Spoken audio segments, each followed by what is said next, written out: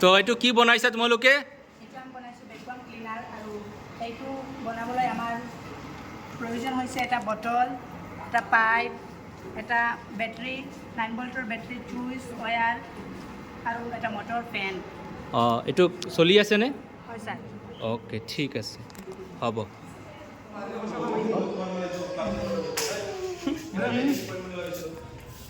লগাতে music এটা দিব লাগিছে।